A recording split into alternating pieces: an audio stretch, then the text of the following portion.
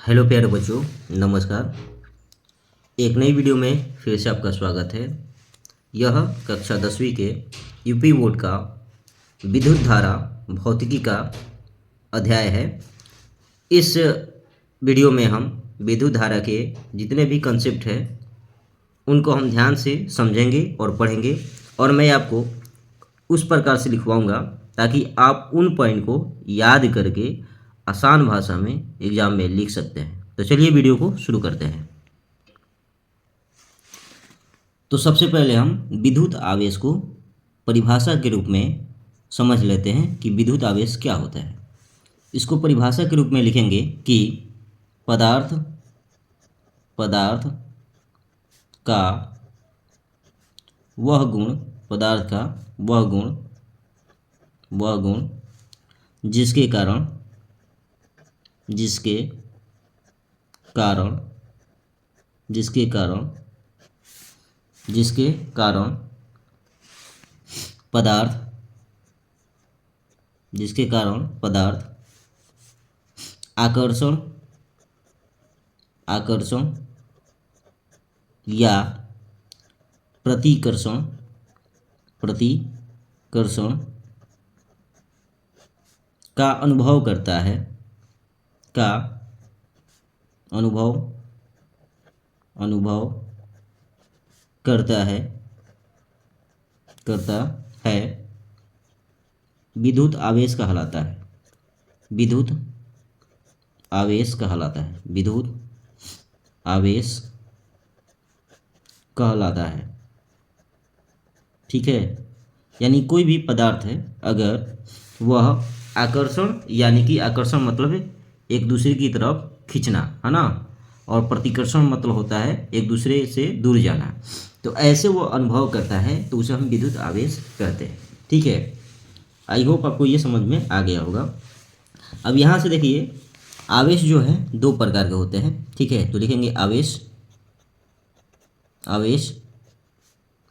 दो प्रकार के होते हैं। दो प्रकार के होते हैं। पहला होता है धनावेश। क्या होता है? धनावेश, है ना, इसे बोलते हैं धनावेश। और दूसरा होता है ऋणावेश।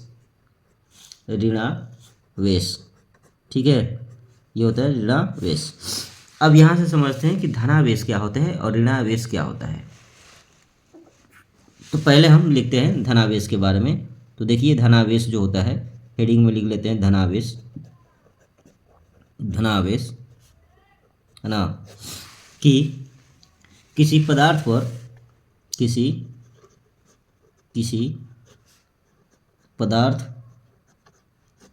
पर इलेक्ट्रॉन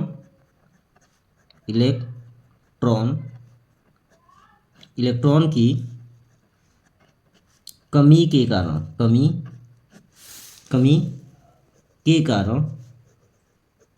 के कारण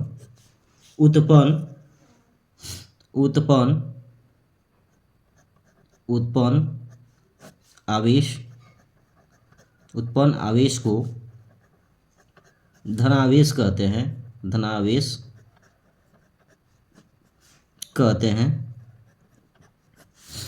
धनावेश कहते हैं। यानी कि अगर कोई पदार्थ है और उसमें इलेक्ट्रॉन की कमी हो रही है तो उस पर जो आवेश आएगा उसे हम धनावेश कहेंगे। ठीक है, उसके बाद भैया ऋणावेश क्या होता है ना, ऋणावेश।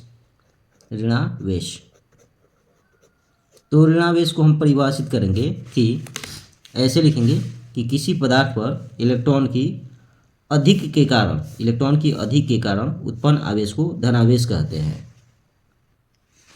सो यहाँ पर आप जो है आसान भाषा में लिख देंगे कि किसी पदार्थ पर इलेक्ट्रॉन की अधिकता के कारण उत्पन्न आवेश को ऋणावेश कहते हैं। तो ये था जो आवेश के प्रकार थे, यानी कि दो प्रकार के होते हैं। ठीक है, आपको थोड़ा इम्पोर्टेंट बात ये लिखनी है कि समान जो आवेश होते हैं, समान जो आवेश होते हैं वे एक दूसरे को क्या करते हैं भैया, प्रतिकर्षित करते हैं। क्या करते हैं? प्रतिकर्षण करते हैं, प्रतिकर्षण करते हैं। यानी कि देखिए कोई दो आवेश आ जाए, दोनों अगर प्लस वाले हैं, क्या है, दोनों प्लस वाले हैं या दोनों माइनस वाले हैं, तो एक दूसरे को क्या करेंगे, प्रतिकर्षित करेंगे, यानी एक दूसरे से दूर भागेंगे, ठीक है। और जो असमान आवेश होते हैं, असमान, वो क्या करते हैं, एक दूसरे से आकर्षित होते हैं। तो वो लिखेंगे असमान आवेश, असमान आवेश जो होते हैं आकर्षण करते हैं, क्या करते हैं, आकर्षण करते हैं। यानी कि अगर प्लस और माइनस दो आवेश हैं तो एक दूसरे की तरफ क्या होंगे, आकर्षित होंगे, है ना। माइनस या प्लस वाले हैं तो भी क्या होंगे, एक दूसरे की तरफ आकर्षित होंगे, ठीक है। तो ये दो प्रकार के आवेश थे, जो कि आवेशों के क्या होता है, ये नेचर होता है, ठीक है। अब और आपको पॉइंट याद रखना है आवेश के बारे में, क्योंकि पूछा जाएगा तो आपको ये सारी चीज़ें लिखना होगा, ठीक है। मैं आपको वही बता रहा हूँ जो आप एग्जाम में आराम से और आसान भाषा में लिख सकते हैं और आपको समझ में भी आ रहा होगा। मैंने अभी तक क्या क्या पढ़ा, तो देखिए मैंने आपको विद्युत आवेश का परिभाषा लिखवाया, फिर आवेश कितने प्रकार के होते हैं उनको हम परिभाषित किए, और उसके बाद जो होते हैं समान आवेश एक दूसरे को प्रतिकर्षण करते हैं और असमान आवेश आकर्षण करते हैं। ये सारी बातें हमने अभी तक समझा। अब यहाँ से आपको और पॉइंट लिखना है कि विद्युत आवेश की जो इकाई होती है वो क्या होता है ना। तो लिखेंगे कि विद्युत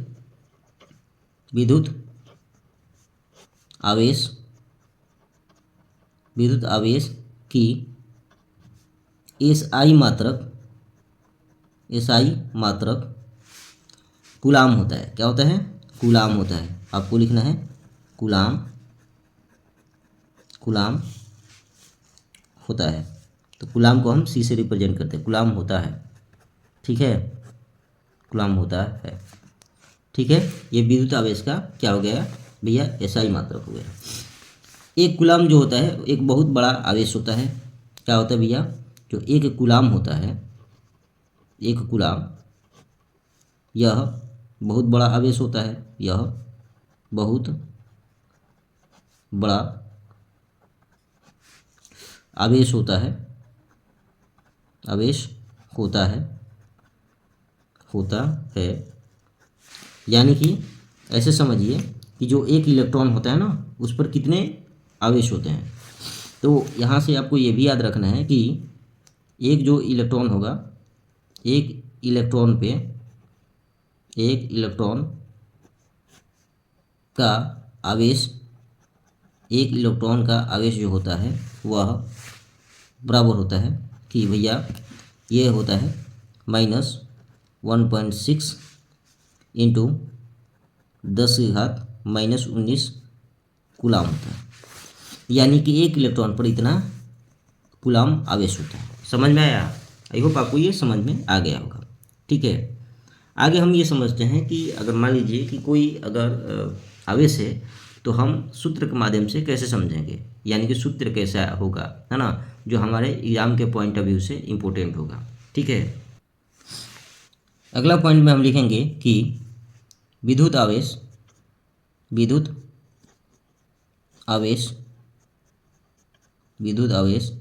एक अदिश राशि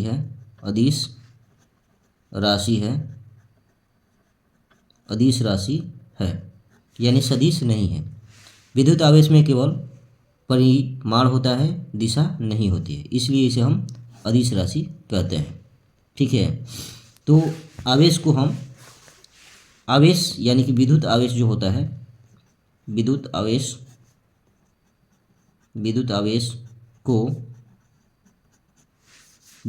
को Q से प्रदर्शित करते हैं, है ना, प्रदर्शित करते हैं। इसलिए जो हमारा Q जो होता है, Q बराबर होता है NE, Q = NE। आप कहोगे कि N क्या है सर और E क्या है, ठीक है। तो एन मतलब होता है आपका कि एन मतलब होता है गुणज, एन मतलब बराबर होता है गुणज, गुणज गुणज मतलब उसका मल्टीपल गुणज, और ई जो होता है इलेक्ट्रॉन, इलेक्ट्रॉन। ठीक है, आप कहोगे समझा नहीं, ठीक है।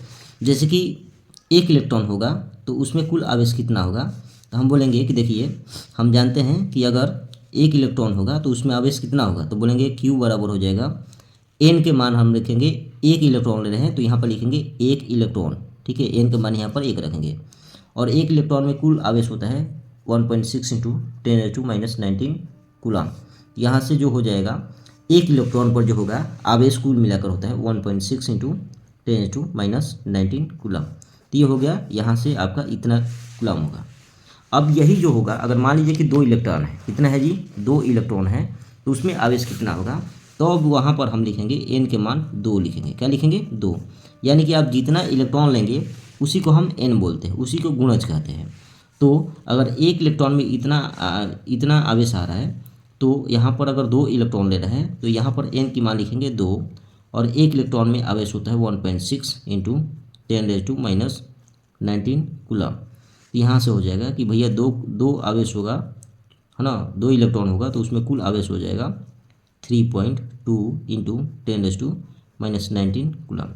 आई होप आपको समझ में आ गया होगा कि एन क्या है। एन मतलब होता है नंबर ऑफ इलेक्ट्रॉन्स, जितना आप नंबर लेंगे, इलेक्ट्रॉन की संख्या लेंगे, उतना ही क्या होगा, एन की बैंड बढ़ता जाएगा। ठीक है, सो अभी तक हमने जो भी कुछ पढ़ा है आई होप आपको समझ में आया होगा। अगर आपको कोई भी डाउट होता है तो आप कमेंट सेक्शन में कमेंट कर सकते हैं। अब देखिए आवेश का संरक्षण नियम होता है, आवेश का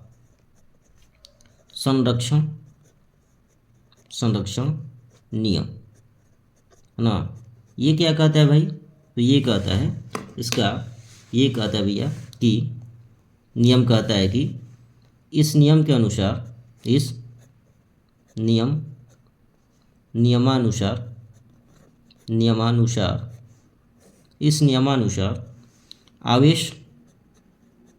आवेश न तो उत्पन्न किया जा सकता है, किया जा सकता है, और न ही नष्ट किया जा सकता है, नष्ट किया जा सकता है ना।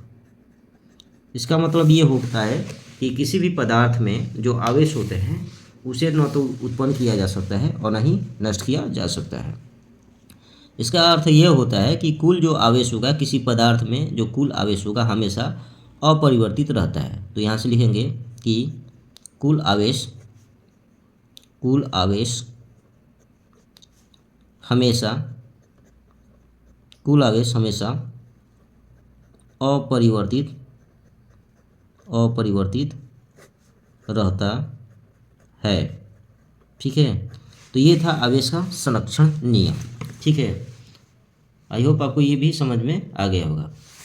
यहाँ से कुछ और आपको नोट्स में यानी कि पॉइंट वाइज में लिखना है, ये बहुत ही इंपॉर्टेंट है, पूछ लेता है कभी कभी आपके एग्जाम में, MCQ में पूछ लेता है ना, एक मार्क का जो क्वेश्चन आते हैं उसमें पूछ लेता है। ठीक है, कि याद रखना है ना, बहुत इंपॉर्टेंट है ना, कि अगर कांच की छड़ हाँ प्लस रेशम से रगड़ा जाए, ठीक है, क्या बोला मैं, कांच की छड़ रेशम के साथ रगड़ा जाए तो कांच पर आएगा धनात्मक, तो कांच क्या होगा, कांच होगा धनात्मक, कांच क्या होगा धनात्मक, यानी कांच पर आएगा धनावेश। ठीक है, और रेशम पर आएगा ऋणावेश। ठीक है, दूसरा आपको याद रखना है कि एबोनाइट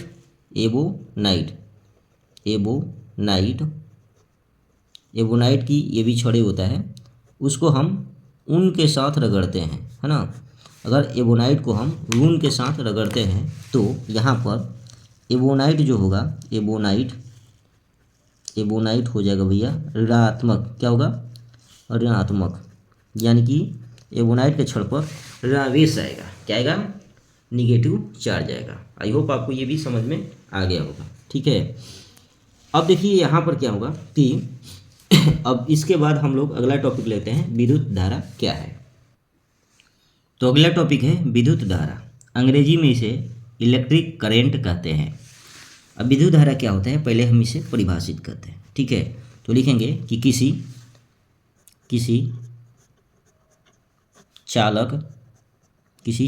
चालक मतलब कि जिसमें करंट चलता है ना, किसी चालक में आवेश की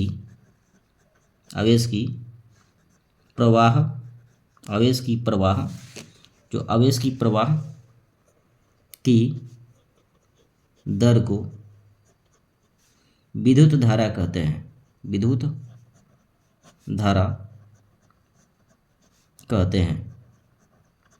कहते हैं। यानी किसी भी चालक में जो आवेश होती है वह 1 सेकेंड में या 1 मिनट में या 1 घंटा में कितना प्रवाहित होती है, उसी को हम विद्युत धारा कहते हैं, ठीक है। अगला पॉइंट लिखेंगे कि विद्युत धारा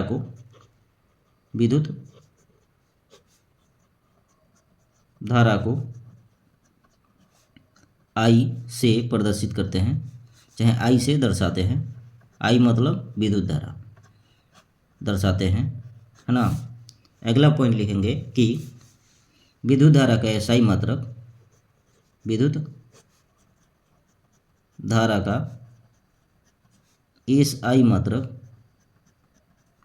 SI मात्रक एम्पियर होता है, एम्पियर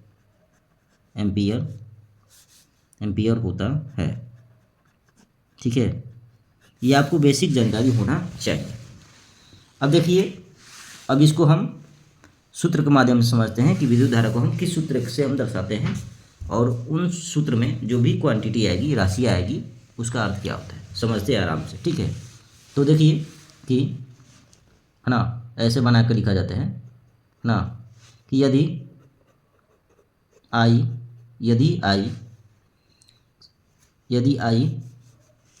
विद्युत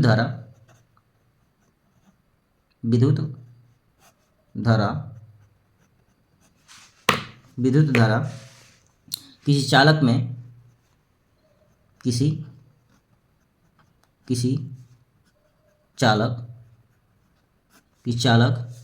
में T समय के लिए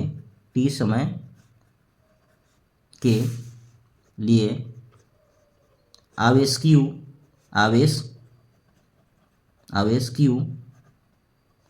प्रवाहित की जाती है,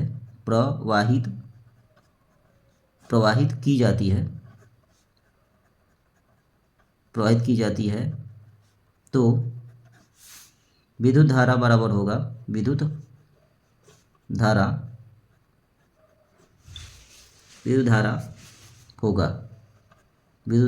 होगा, ठीक है। तो यहाँ से मतलब ये होता है कि अगर कोई चालक है और उसमें T समय के लिए Q आवेश प्रवाहित की जाती है, तो विद्युत धारा होगा आपका कि विद्युत धारा बराबर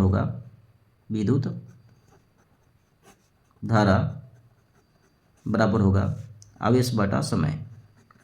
आवेश बटा में समय होता है, ठीक है।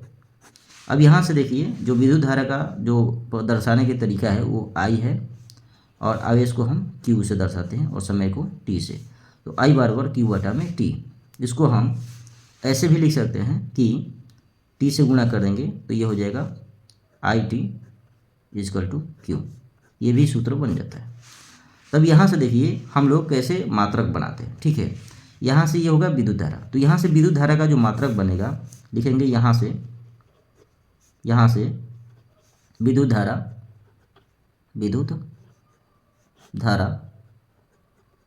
I का मात्रक, देखिए मैंने मात्रक लिखा है, SI मात्रक नहीं लिखा है। मात्रक और SI मात्रक में अंतर होता है। SI मात्रक होता है कि जो आपको पूरा इंटरनेशनल सिस्टम में मान्य होता है, और मात्रक कई प्रकार के हो सकते हैं, ठीक है। तो यहाँ से जो इस सूत्र बन रहा है, इसके माध्यम से हमारा विद्युत धारा का जो मात्रक बनेगा वो हो जाएगा, Q मतलब होता है भैया आवेश। तो आवेश का क्या होता है, कूलाम। क्या होता है, कूलाम। तो बोलेंगे क्यू मतलब कूलाम, है ना। और इसको बोलते हैं हम प्रति, क्या बोलते हैं, प्रति। और टी मतलब होता है समय। तो समय को किस में मापते हैं, तो सेकेंड में, तो लिखेंगे सेकेंड, है ना। तो यहाँ से जो विद्युत धारा का मात्रक बनेगा कूलाम प्रति सेकेंड। इसी को हम इतना बड़ा न लिख करके हम लोग लिख देते हैं भैया, यहाँ से जो विद्युत धारा का ऐसा ही मात्रक बनेगा, बनेगा कूलाम प्रति सेकेंड, ऐसे हम लोग लिख देते हैं, ठीक है। तो आई होप आपको समझ में आ गया होगा कि फार्मूले के माध्यम से हम किस प्रकार से उसका मात्रक लिखते हैं, ठीक है। ये होता है आपका मतलब कि एसआई मात्रक नहीं, बल्कि ये मात्रक है। और एसआई मात्रक मैंने आपको पहले लिखवाया है कि विद्युत धारा का एसआई मात्रक एम्पियर होता है, ठीक है। यही कूलाम प्रति सेकेंड को ही एम्पियर कहते हैं। क्या कहते हैं, एम्पियर कहते हैं, ठीक है। जो अभी हमने सूत्र पढ़ा है, समझा है, उसी पर आधारित ऐसे प्रश्न आते हैं, जैसे कि यदि किसी चालक में 8 कूलाम आवेश 2 सेकेंड में प्रवाहित की जाती है तो विद्युत धारा ज्ञात करें, ठीक है। तो हल में लिखते हैं, सवाल पढ़ने के बाद लिखेंगे कि क्या क्या हमें दिया गया है। तो ये 8 कूलाम क्या है, आवेश है, तो लिखेंगे आवेश बराबर, है ना, आवेश लिखेंगे, आवेश, और आवेश को हम बोलते हैं क्यू। आवेश बराबर है 8 कूलाम, 8 कूलाम, ठीक है। यह 8 कूलाम जो आवेश है 2 सेकेंड में प्रवाहित की जाती है। तो 2 सेकेंड क्या आपका समय है, तो लिखेंगे भैया समय जो दिया गया है, समय यानी कि टी, ये आपका 2 सेकेंड, ठीक है। तो यहाँ से हमको निकालना है विद्युत धारा, इसलिए आपको पता है कि विद्युत धारा यानी कि आई बराबर होता है क्यू बटा में टी। तो जिसका जो मान दिया गया है उसे हम रख देते हैं, ठीक है। तो आई का मान निकालना है यानी विद्युत धारा का, क्यू का मान है आपका 8 कूलाम यानी कि सी, और समय है आपका 2 सेकेंड। तो ये कटाएंगे तो ये हो जाएगा 4 और कूलाम प्रति सेकेंड, यानी कि यहाँ से विद्युत धारा आएगा 4 एम्पियर। क्या आएगा, 4 एम्पियर, ठीक है, 4 एम्पियर आएगा। तो लिख देंगे इसलिए विद्युत धारा बराबर 4 एम्पियर है, ठीक है। मैंने आपको पहले ही बताया कि जो कूलाम प्रति सेकेंड होता है इसी को एम्पियर कहते हैं, ठीक है। तो आप विद्युत धारा 4 कूलाम प्रति सेकेंड लिखे या विद्युत धारा 4 एम्पियर लिखे, बात दोनों क्या है, एक ही है। तो इस प्रकार से आप विद्युत धारा निकालेंगे। अगला सवाल है उन्हीं सूत्र पर, देखिए कि यदि किसी चालक में प्रवाहित धारा 2 एम्पियर है तथा चालक पर उपस्थित आवेश 4 कूलाम है तो आवेश के प्रवाह का समय ज्ञात करें। यहाँ पर आवेश का जो प्रवाह है उसकी समय आपको निकालना है, यानी कि टाइम निकालना है। तो जो भी कुछ यहाँ पर दिया गया है उसको पहले हम लिखते हैं, फिर हल करते हैं, ठीक है। तो लिखेंगे हल में लिखेंगे कि दिया है, क्या दिया है भाई, तो दिया है कि किसी चालक में प्रवाहित धारा, तो धारा दिया गया है, तो लिखेंगे विद्युत धारा, है ना, विद्युत धारा यानी कि आई बराबर 2 एम्पियर, और एम्पियर को ए से डिनोट करते हैं, तो 2 एम्पियर, ठीक है।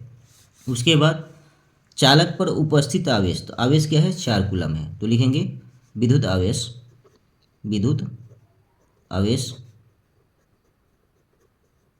आवेश यानी कि Q बराबर 4 कूलम यानी कि C होता है, ठीक है।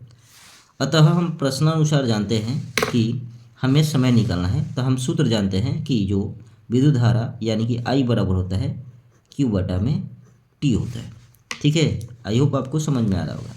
हमें निकालना है समय, तो समय कैसे निकलेगा भैया, तो जिसका जो वैल्यू दिया गया है उसे रख देते हैं। यहाँ पर विद्युत धारा कितना है, 2 एम्पियर, तो लिख देते हैं 2 एम्पियर बराबर, और ये विद्युत आवेश कितना है, 4 कूलम, है ना, बटा में, और समय के लिए हम लिख देंगे T, ठीक है।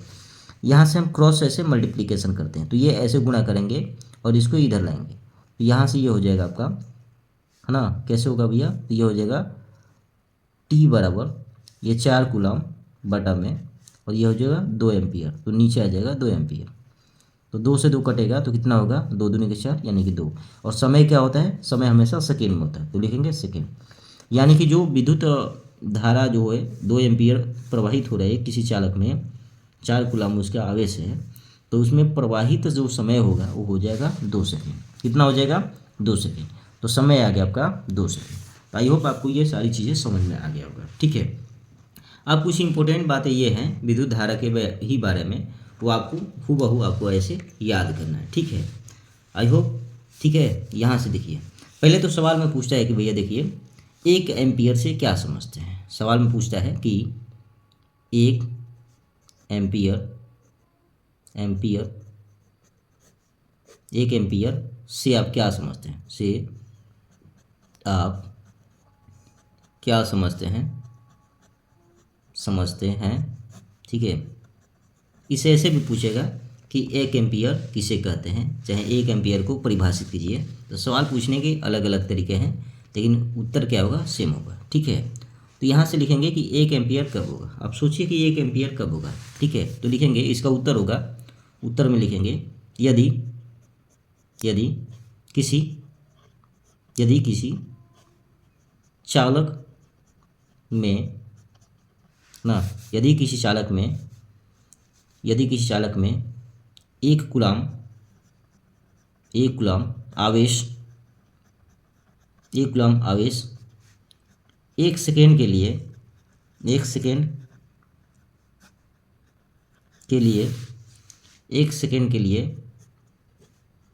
प्रवाहित की जाती है तो उसे 1 एम्पियर कहते हैं। 1 एम्पियर कहते हैं ठीक है, ठीक है। तो आई होप आपको ये कैसे लिखना है समझ में आ गया होगा ठीक है। अब ये बोलोगे कि सर आप कैसे बताएं ठीक है। देखिए सूत्र क्या होता है कि विद्युत धारा वाला होता है Q/T। तो यहाँ पर 1 एम्पियर कब होगा, जब आवेश क्या होगा, 1 कूलाम होगा और समय भी 1 सेकेंड होगा। तो वही लिखे हैं हम कि यदि किसी चालक में प्रवाहित आवेश 1 कूलाम 1 सेकेंड के लिए की जाती है तो उसे हम बोलते हैं 1 एम्पियर ठीक है। यह बहुत ही इम्पोर्टेंट है ठीक है। तो इसे आप नोट में लिख लीजिए कि नोट में है ना, ये आपको कैलकुलेशन करते समय याद रखना है।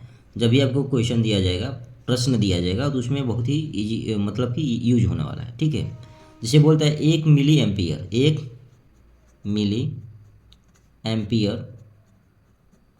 एम्पियर ठीक है बराबर कितना एम्पियर होता है। तो ये होता है 10⁻³ एम्पियर के बराबर होता है, एम्पियर ठीक है। तो इसको हम कैसे लिखेंगे, मतलब कि ये तो हमने हिंदी में लिखा है, सिंबल के रूप में कैसे लिखेंगे। तो इसको हम लिखते हैं 1 मिली एम्पियर को लिखते हैं स्मॉल m और a। 1 milliampere equal to 10⁻³ और एम्पियर को a लिखते हैं। तो इस प्रकार से लिखा जाता है ठीक है। आप इस सिंबल भी याद रखेंगे ओके। इसके बाद एक और पूछता है कि 1 माइक्रो एम्पियर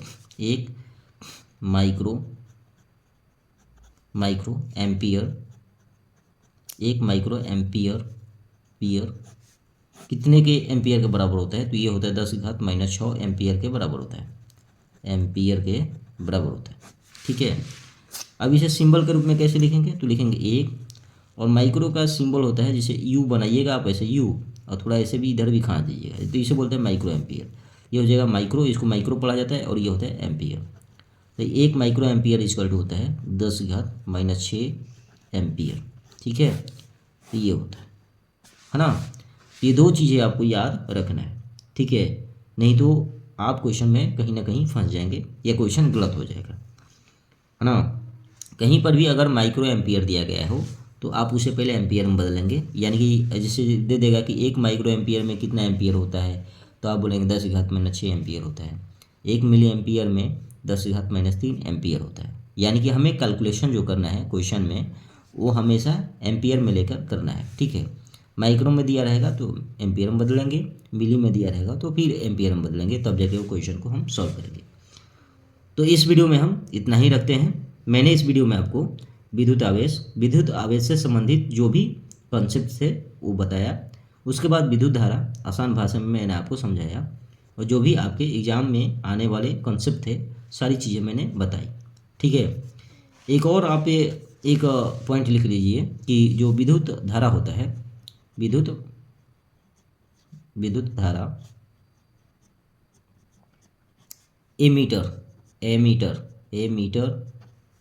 एमीटर बोलते हैं इसको, चाहे अमीटर बोलते हैं, अमीटर यंत्र द्वारा मापा जाता है, यंत्र द्वारा मापा जाता है ना, मापा जाता है।